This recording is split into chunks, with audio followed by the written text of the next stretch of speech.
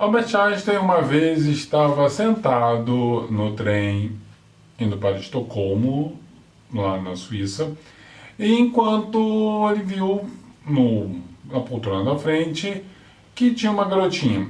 Essa garotinha parecia que estava sozinha e ele virou para ela e se admirou porque ela estava parada lendo. E ele disse: poxa, você está aí tão quietinha, como é o seu nome, meu bem? E ela levantou os olhos e disse: Gabriele Einstein, papai. E Einstein viu que ele devia de prestar mais atenção nos próprios filhos.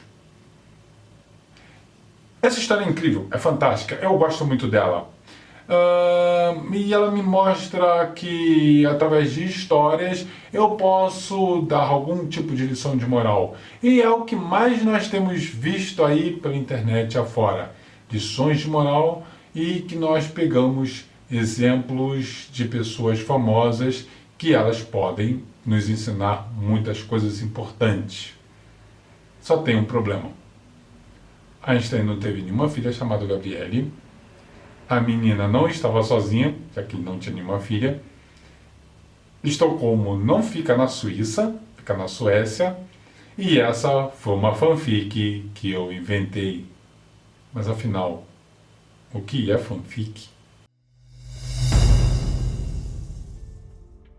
As fanfics começaram quando fãs de uma determinada coisa, seja Harry Potter, O Senhor dos Anéis, ou Crônicas de Nárnia, Crepúsculo, enfim, resolveram que aquela história é tão fantástica que eles iam criar seus próprios personagens e desenvolver outras histórias paralelas.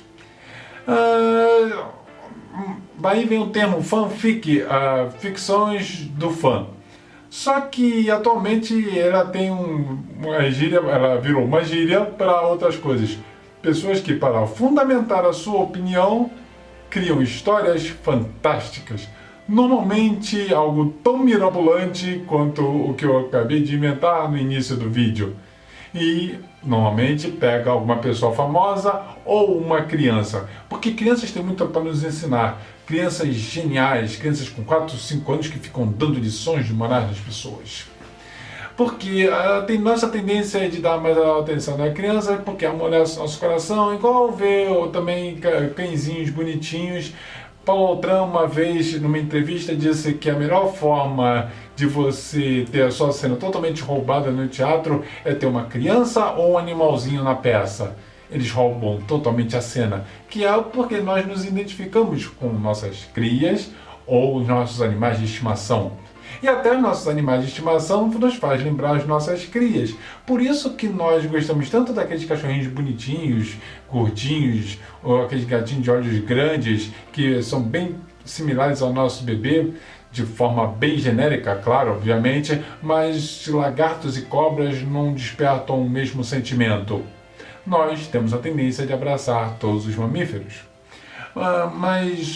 O que nós temos então? Nós temos que colocam crianças dando lições de moral porque na ideia que nós vamos nos identificar com ela. Ou botamos uma criança em apuros e temos uma coletividade agindo em seu socorro. Como é o caso da fanfic, que a criança, o menino de uns 5 anos, cruzou as pernas sentado no vagão do metrô. O pai deu-lhe uma bronca, dizendo que aquilo não era coisa de menino. Os passageiros indignados fizeram um protesto e todos cruzaram as pernas. Vejam que maravilha, vejam que revolta, vejam que protesto. Claro, isso é absurdo. Assim como a história que eu contei no início, se você pegar os detalhes, ela é extremamente absurda. Como assim todo mundo vai cruzar as pernas? No máximo ia chamar a atenção do pai, mas coisas assim não acontecem. O menino cruzou as pernas 4, 5 anos, o pai em pé chama atenção, isso não faz o menor sentido. Mas a pessoa quer mandar alguma mensagem contra homofobia e preconceito, o que é até válido, mas mentir não é o melhor caminho. Então o que nós temos então? Nós temos Uma mentira, pura e simplesmente. Mas isso não é o melhor. O melhor é que essa historinha saiu nesses Facebook aí da vida e teve pessoas dizendo que estavam lá. E disseram, foi lindo. A pessoa se coloca na ação. Mas se sabemos que essa fanfic não aconteceu, como a pessoa se coloca na ação disso? Isso tem um certo meandro, uma explicação de nossa mente louca. A pessoa que cria essas fanfics chega a um ponto que ela começa a acreditar nisso. Primeiro, ela tem a necessidade de expor. Ela tem a necessidade de expor tudo que tem no fundo da sua mente. Como tem a fanfic da mãe que vem com a criança e passa para um vizinho fascista e que apoia o golpe com 2 pitbulls. Prestem atenção nos detalhes. O vizinho é fascista, porque defende o golpe, né, dessa zona que está acontecendo política, que está vendo agora aí. E tem 2 pitbulls. Notem os aspectos negativos. Aí a criança, que é a heroína da situação, vai lá e enfrenta os pitbulls, que vêm correndo para mordê-la. E ela estende a mão e os cães se amansam. Bom, ou a criança tem poderes X-Men, ou é a segunda via de Jesus, não tem muita diferença disso. Ou nada disso aconteceu. Porque para a menina usar os seus poderes Jedi e fizer o cachorrinho parar, não está lhe convencendo. Mas tem gente que acredita. Ainda normalmente terminam com viva as nossas crianças. Ou então a criancinha que chora com o discurso da Dilma, porque adora a Dilma, o Temer é golpista, é ladrão, e uma criança de 5 anos discutindo política. Sério, gente, prestem atenção. Você está falando bobagem. Você espera realmente que alguém acredite no que você está falando? Não. Essa pessoa ela não está falando para que você concorde com ela. Ela está falando para si mesma. Essa criatura que conta essas histórias simplesmente busca aprovação social. Ela se sente triste e abandonada e depende daqueles likes, daqueles compartilhamentos, daquelas curtidas para ela se sentir com a sua autoestima elevada. São pessoas tristes que fazem isso. Essas pessoas merecem muita coisa, entre eles a nossa comiseração, nossa atenção, porque é uma pessoa que tem sérios problemas. A atenção que dá não é porque por causa da história mirabolante, ou pelo menos não nesse sentido de levar aquilo a sério, e sim pelo modo como ela escreveu. Essa pessoa tem problemas, só que ela não reconhece que tem problemas. A maioria não reconhece. Então o que nós temos? Ela começa a escrever essas bobagens para chamar a atenção. É que ela precisa de atenção. Mas e no caso das outras? Por que a pessoa diz que estava lá e viu? Porque é capaz dela achar mesmo que esteve lá e viu. É chamado fenômeno de falsa memória. Nós temos que entender como é que é a nossa memória. Nossa memória não é perfeita. Não é um drive de computador. E mesmo um drive de computador dá problema. Se corrompeu o disco, já era, perdeu. Nossa memória começa com o lobo pré-frontal, onde guarda a memória de curta duração, a memória de curto prazo. E quando você vai dormir, essa memória vai para a memória de longo prazo, situada no hipocampo. O problema é que quando ele entra em curto, junto com o sistema límbico, o que cuida de nossas emoções. Então, as nossas emoções, os nossos desejos começam a falsificar memória. É como você ficar parado e você ouve o seu nome. É o seu cérebro em ação inventando informação. É o seu cérebro berrando por informação. Eu já falei isso antes no meu vídeo sobre assombração, onde fatores externos podem fazer você ter visões. Onde fatores externos fazem você ver fantasmas. Por que não vai fazer nós tenhamos memórias que nós não temos? Não só isso, essas pessoas também podem ter a necessidade de participar do grupo. que pode ser averiguado através do teste de conformação de Asch. Ele fez um teste para ver o quanto nós somos levados pelo grupo, o chamado efeito manada. Então ele pegou uma linha vertical e outras 3 linhas verticais. O objeto de estudo da pessoa tinha que dizer qual daquelas linhas verticais tinha o mesmo tamanho que as anteriores. E ficava num grupo de pessoas, sendo que a pessoa que estava sendo testada era a única que não sabia do teste, porque o restante eram atores. Eles estavam lá para induzi-lo. Como? A pessoa no início respondia certo, só que os atores respondiam errado de propósito. O que ele levava a crer? Ele começava a duvidar de si mesmo, e a tendência dele era ir cada vez mais dando respostas erradas, até que ele passava a responder com o grupo.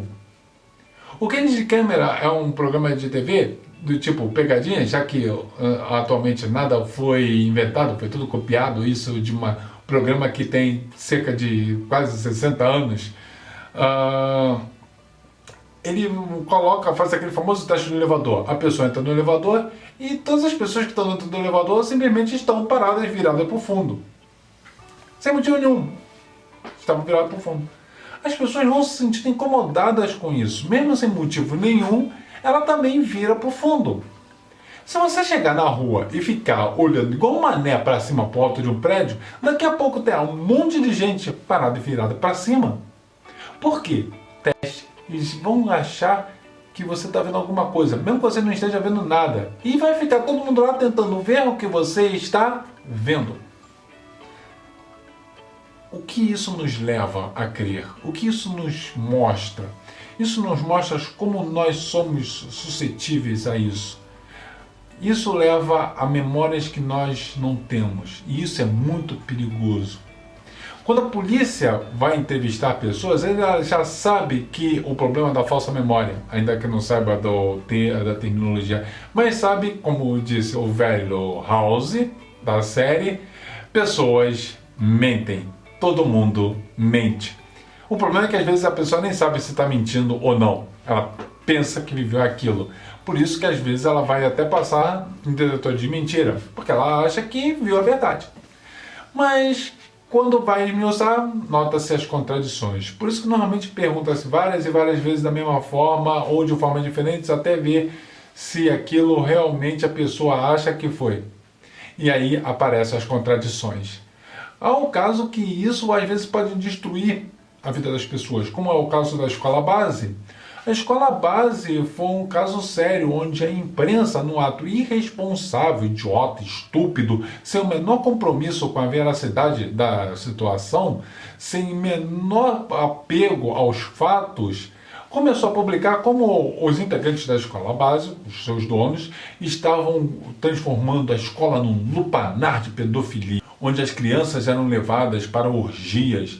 Isso acabou, as pessoas começaram a tirar os seus filhos, começou a haver processos, passou-se muitos anos até que eles provarem que nada daquilo aconteceu, que os depoimentos eram todos falsos e contraditórios. Eles ganharam processo contra os jornais e ganharam indenização, mas isso nunca compensou o tanto de perdas. Eles nunca mais conseguiram montar a sua escola de volta. Para sempre seus nomes vão estar ligados a um caso de pedofilia que nunca aconteceu. Por causa de depoimentos contraditórios, depoimentos mentirosos, depoimentos inventados, por causa de eventos que as pessoas pensaram que aconteceu e até que sustentavam, mas não havia prova nenhuma. Falsa memória acaba com a vida das pessoas.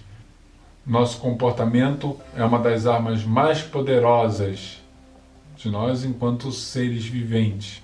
Mas grandes poderes trazem grandes responsabilidades. E se nós não usarmos esses poderes, nós podemos prejudicar pessoas. Você pode pensar que é simplesmente que a pessoa, um depoimento que dá, não vai pegar nada. Mas lembre quando a pessoa fica com raiva e denuncia o namorado por um estupro que não aconteceu. E aí, sim, há casos. Há alguns loucos que defendem que se a mulher disse que foi estuprada, então porque foi. Não, ninguém está acima do bem e do mal. Ninguém está acima da verdade. Pessoas sempre mentem. Claro que eu não vou dizer que todos os casos de denúncia de estupro são mentiras e invenção da mulher. Longe de mim, eu jamais seria maluco e retardado para dizer isso. Mas que eles existem, existem. E devemos ter uma investigação séria. Claro, não vamos humilhar a vítima enquanto vítima. Enquanto não provar que ela está inventando algo contra o namorado, ou ficante, ou o que seja, ela é e terá que ser considerada vítima. Porque senão nós estaremos minimizando o sofrimento alheio e até que a busca pelo culpado vai ser diluída. Mas isso não tira o fato que algumas sim fazem isso. E aí? Outros vão dar o depoimento que sim, que ele viu que fez, quando não aconteceu nada disso. Então, investigações têm que ser feitas de maneira séria e responsável. Investigações jornalísticas, mais ainda, porque no final eles destroem a vida de uma pessoa e no máximo o jornal paga uma indenização e o jornalista fica muito bem, obrigado. Talvez seja exagero comparar isso com uma historinha da criancinha que domou os pitbulls ou que deu uma lição de moral a uma pessoa no caixa do supermercado, enfim. Nós podemos ver muitas histórias como essa em perfis, em grupos no Facebook, como o Fanfic de Esquerda e vários outros que mostram isso, o quanto nós somos um bando de insanos quando o nosso cérebro, esta grande gambiarra evolutiva, inventa besteira. E são besteiras que, como eu falei, podem destruir a vida de uma pessoa. Então, quando você for ler todos esses depoimentos, seja crítico, seja questionador, seja cético. Esse é André, do seu ceticismo.net. Bom, não tenha dúvida que esse vídeo realmente existiu e você o acompanhou todo. Fique sempre de olho no nosso canal, assine para você receber as novas atualizações dos novos vídeos, sempre um vídeo por semana. Acompanhe nas nossas redes sociais e sempre acesse o ceticismo.net, onde há artigos diários sobre pensamento crítico e muita divulgação científica. Obrigado por terem assistido.